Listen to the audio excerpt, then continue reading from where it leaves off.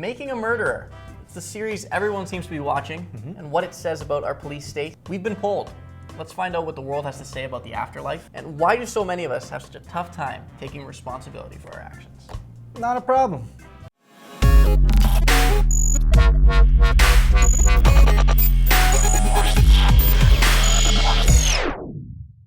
So, big topics today. You always say that! You know, talking about some real trendy stuff when we're talking about making a murderer here. That's your baby. That's it. Do you want to get right to it? Let's do her. Okay, you know the time. You've got 2 minutes. 2 minutes. Here we go. You're off. All right, so Making a Murderer. Insanely popular show on Netflix. To chronicle real quick, it's all about a guy who had gone to jail for Today, Junior? initially a crime he did not commit. He was in jail for 18 years, pleading his innocence, trying to get... Anyway, it took 18 years for new DNA evidence to come out, cleared this guy, he got out of jail. There was a lot of difficult things that went on between him and his county's police force at that time, basically because he was trying to say, like, look, I've been telling you guys that I was innocent. You did not do your due diligence on this whole thing. So there's a bit of a rift going on. Next thing you know, a murder happens, and it looks as though it was pinned on this guy, and he ends up going to jail with his nephew as well. And they've been in jail for quite a while now, are still in jail, and That's all, folks. the web series kind of goes through the whole story, and it's really riveting. It's actually quite amazing. I can understand why there's such a level of interest on it. Sounds great, Greg. A couple of things I really wanted to talk about that I took out of this whole thing was two things. Number one, we have to be honest about the level of corruption that exists within the police force, but within the government as well. Why I want to bring this up is because I do think that this is something that we need to figure out as citizens and as people, how we're going to fix, right? We all know it's there. We all know that, you know, quote unquote, good people are capable of corruption, and we see it happen in small ways in our own lives. And we somehow think, though, when it comes to a governmental level, that it's just suddenly not there. Because with great power comes great responsibility. However, that's a saying that isn't necessarily always put into practice when it comes to the police and governmental level. So that's there. There is corruption. And you know, this story brought this forward because we're seeing this all the time of just how, you know, it's easy for governmental powers to protect themselves, protect their goons, if you want to call them that, i.e., the various people, their DAs, the cops, other agencies that are kind of doing their dirty work. I'm throwing the towel because I need to finish this. Okay. And I think we need to come to terms with the fact that that's there. The other part of it is I believe we need to really repair the relationship that currently exists between citizens and police. I remember as a kid, it's like, you know, Officer Mike would come in and he would be like the friendliest dude. Today we're going to play a new fun game. It's called Police School. But then every interaction that I had with cops as I got older, they were completely different people. Why were they like that? And why, over time, does the relationship between citizens and police continually get worse and worse and worse and worse? I think we need to seriously do something about that. Okay. Starts with a hit TV series, ends up on the police state. How about that? And he used the towel early. He's got Used the towel early. 30 seconds No additional time towels. available for the last two topics. I've got a minute to talk on this whenever you want to get me going there. Here we go.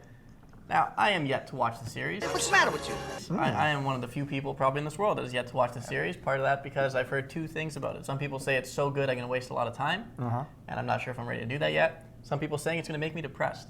So, you know, I haven't bought into it. I'm sure eventually I will, but regardless, I can still comment on this. Why? I want to focus on that thing you said at the end in regards to the police state. In my opinion, I think just like kind of what you said, I think it's in a bad state right now. It's kind of sad, and this is purely my opinion. And what I think is the key element to that is that it seems to be dominated by an ego and a power trip that comes with having this role of authority, that comes with having this role that people need to listen to. Look at me. Sure. Look at me. Sure. I'm the captain now. Now, there's nothing inherently wrong with having people in that type of position in the world. It's just the way it's being used. And just like you talked about with the schooling system, you see that every single one of these cops, it's not to say that they're all bad apples, there are good apples in the bushel for sure, but every single one of them does have a softer side to them. Look at the way they are when they go to these school events or when they're around kids in general. They're pleasant people, and with their own families, I'm sure they're pleasant people. We're both going to throw our towel at the same topic today. That's fine. So they have that within them, so you know that this is not who they inherently are as people, right? So with that being the case, I think we need to find a way to shift the cops to become more community leaders that just help to keep things in place that are for the benefit of the community and not such enforcers. Because I think that's kind of the issue here. And a big factor to that, in my opinion, which you kind of touched on a little bit too, is this auto assumption that they have, whether we're getting pulled over for a speeding ticket or something else, that we're all delinquents. And the truth is, we're all human beings just like them. Let's rehumanize the cop-human relationship. The rehumanization. Yes. There's a good last point there. You know, Yes. I will throw it out there that, you know, I did watch this entire series, i.e. the whole wasting time thing, Yes. in like a 2.5 day period. I stayed up till like 3 a.m. one day watching just episode, because it has that appeal. It's real. It's so real, right? But It's great that it's that real, but I don't know if I'm ready to do that. yeah, no, I get it. And in terms of the depressing factor, I mean, it depends on what it brings up within you, what triggers you have. But what it did for me was just make me realize, like, holy shit, like, I can't, like, I knew the world was this way. I mean, we do this work all the time, but like, holy crap, this is scary. That, you know, people can, you know, the power that authority has to destroy somebody's life is unbelievable. Yeah. Okay. Let's do it. Hold on. Yeah. Take a beverage. Then he gets Here me we go. going on my next topic. Here it comes. I'm talking about, go ahead. I'm talking about a poll that was conducted by the TV series 60 Minutes in conjunction with Vanity Fair, the very popular magazine. I usually would never talk about some of the 60 Minutes in Vanity Fair are talking about, but in this case, I found it really interesting. I actually heard about it first on the radio. So they conducted a poll with, I guess the American population was who I think it was conducted upon, that was looking at the subject of the afterlife. So to me, the fact that something mainstream or two mainstream channels are willing to talk about that kind of piqued my interest. I turned up the radio dial. Exactly.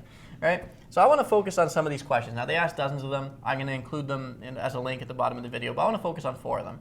Kind of bring up the results, then quickly spit out my opinion on each one. I got to start moving fast. So, first question I want to talk about. They asked people, do you believe that science can prove afterlife exists? The response, 67% said no. No. I agree that the answer is yes, actually. That's my opinion on it. I do believe that science can improve it. It's just science needs to shift to take in more of the consciousness realm to things and see that it's acceptable and change the way that science looks at it. So I disagree with humanity there, or with the general population at that point. That was the first one. Second one, they asked, people who say that they've had a near-death experience or have described that experience, do you believe that it is true or they are delusional? 63% believe that it's true. Wow! 27% saw it as delusional. I think that's a great sign that people are actually buying into this stuff that other people will see as woo-woo, you know? So I think that's a great sign at that point. I also see them as true in most cases. Of course, I use my own judgment on each one. But where do you look, or where's the best place to look for the best explanation of what the afterlife will look like? I'm just going to go through the top 2 answers, believe it or not. Number 1, 61% religion, and number 2, 14% movies. Oh, People are looking at movies for the afterlife. Because the movies know. I think my answer to that would be within. Look at yourself. There you go. And the last question I want to focus on is, if you could choose who you'd be reincarnated as, who would you pick? They gave 4 options. Number 1 answer, your own grandchild, 34%. A healthy dog with loving owners, 25%. A prince or a princess of a small peaceful country, 20%. A brilliant recluse who becomes famous only after death, 8%. Whew, I will go with my own grandchild. Why not? Wow, got that done. Got that done. Whew. Yes. I mean, almost a penalty there, but I it know. was close. It was close. I mean, I think the ref won't come out, but you never know. You never know. That was speed talking. I feel like I have a lot to say, and I only have a minute, so. You do? Are you ready? Yeah. You're off. I mean, touching on the science aspect of it for a second, I believe we've gone down a path for a very long time that is very materialistic when it comes to science, i.e. if we can feel, touch, and see it, great. If we can't, it's probably not real. That is opening up dramatically in terms of the scientific community. And also, this is really just a Western view. In other areas of the world, science is much more open-minded than it is here, and I'm talking about the culture. Afterlife. I mean, I love talking about this subject because I feel like I've spoken to so many people. I've looked at so many cases of near-death experiences and all that sort of stuff. And I have to say that from everything that I've seen, there's no possible way, this is just like the UFOs, there's no possible way that so many people are having this experience. They're reported everywhere. There's scientific studies on so many of them. People have gone super deep into this stuff, more than you'd probably think. And yet, every single case is fake. There's no possible way. It's just not possible for that to be the case. You're crazy, man. You're crazy. I like you, but you're crazy. And therefore, I do believe that there is an afterlife. But at the end of the day, humans probably believe in these things sometimes because they're scared. Look at that. know. I think it's Just my an opinion. interesting topic. I'm going to share even with you later on the rest of the questions that we're asked in this poll. I think it's a good sign just to see humanity talking about this. No problem. I agree. I mean, even you know, in the fear argument does come up where people say, oh, well, people are afraid they'll believe anything. I agree with that. However, I still think that there's no possible way that every single case is incorrect. Yep. You know? I feel you. You So, got the last one. Got the last one.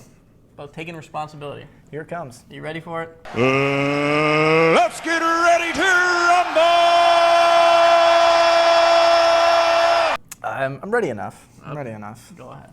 Okay, so what I wanted to talk about here is this whole idea that when an experience happens or something happens in our life, we may react to it, or we may blame somebody for how it happened, or all these sorts of things. And typically, if we get into the state of this thing happens, and we're always going, wow, I'm blaming this, or this was the problem, or this needs to change in order for me to feel better, we're kind of leading ourselves down this path of constant suffering, and typically probably like a cyclical experience of experiencing that over and over again until we kind of get the lesson there.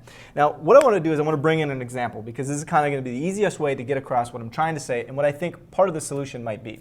So how many times have you had an experience where you've gone through something in life, something happened, you were like, what the hell? I feel like everything about this was terrible. It's really setting me back. Like, I can't believe the universe or God or whoever would do this to me. You know, what's going on? A year later, you realize, wow, that was one of the greatest things that happened to me. It led me to where I am today. Amen. Amen. Amen. So how is it that, or how can we change that? So instead of potentially in a year seeing that truth and maybe potentially going through chaos and cyclical repetitions of it, how can we grow and evolve from that more quickly? Because that ultimately will open up our experience. How can we do that more quickly? What is the solution there? And I'll throw down a quick experience of, you know, we've had experiences here where, you know, we've had various partners or various people we're working with that suddenly out of nowhere, after great fortune and working together in amazing ways and all these sorts of things, just suddenly just bail on us and kind of leave us hanging, and we're like, oh crap, this is really going to affect what we're doing. We don't know what to do. I can't believe this happened. Why would this happen? All these sorts of things. And the more quickly we kind of take a step back, you take that breath and you go, what is my role in this? Why is this happening? What could this be showing me? What are my reactions, and why are they even there, right? What is this eliciting in me? The more you start to focus on that, look at that, it opens up this experience of, oh, I see why this happened. And ultimately, in our situation, it led us to becoming more independent. As in what we were doing. And we gained our own strength from it all. That's all I got to say in 2 minutes. I mean, I wish I could talk longer, but that's it. Well, okay. Yeah, you know, I got something to say on that. He's got something. I'm going to try and do it in half the time that you did. But Here we go. That's what the show's all about. Go ahead.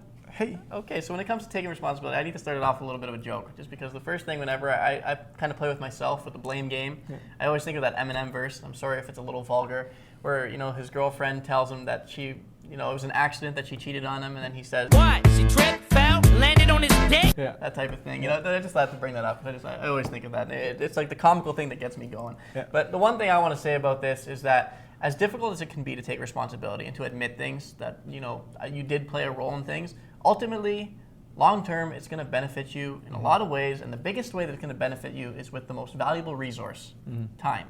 You're going to save a hell of a lot of time by just admitting and moving on and addressing in the moment rather than dwelling and keeping up a facade. You're going to waste so much time, so much unnecessary drama. Time is valuable. Great time for yourself by just admitting up front.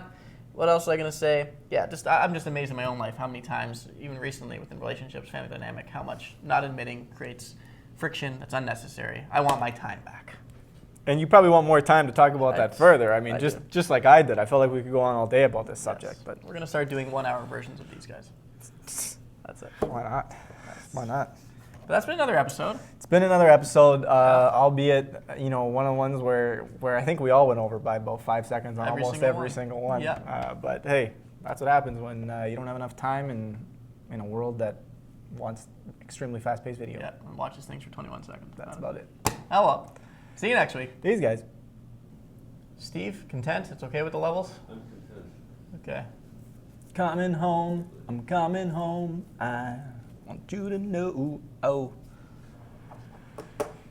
Steve, there's a light right here. Hi, light.